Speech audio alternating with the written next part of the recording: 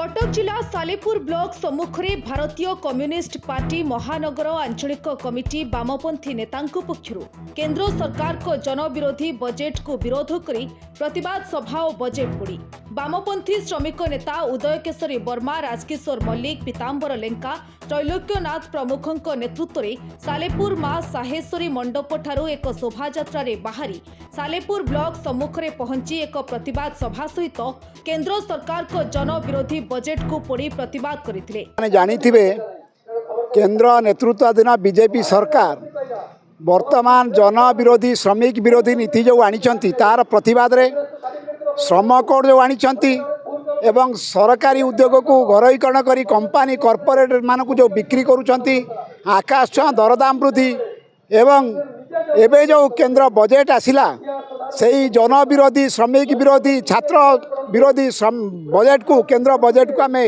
आज विरोध करुचु तार प्रतिवाद आजिकार सर्वभारतीय आंदोलन से सर्वभारतीय आंदोलन परिप्रेक्षी ये आम विक्षोभ करुचु। यही विक्षोभ स्थल केंद्र बजेट को आम पढ़ू। केंद्र सरकार जो जनविरोधी बजेट ए शिक्षा स्वास्थ्य टंका ना दरदाम वृद्धि किसी व्यवस्था ना केवल लोकों को भुआ बोला हो तार विरुद्ध में आम आंदोलन करुँ। सबुठार आमर क्षोभर कथा जे ओडिशा पाखापाखि 2 लाख कोटी टंका रेलवे राजस्व दौची किंतु आम खूब कम नगण्य अर्थ पाइचु जो आम दुख परितापर विषय।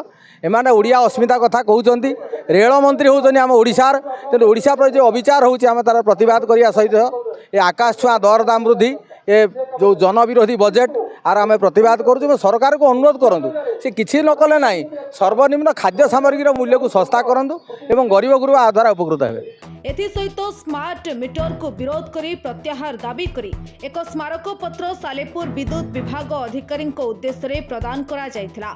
बहु संख्यारे वामपंथी कर्मी माने कार्यक्रम रे जोग देइथिले। सालेपुर रश्मिरेखा परिचांक रिपोर्ट न्यूज एक्स ओडिया।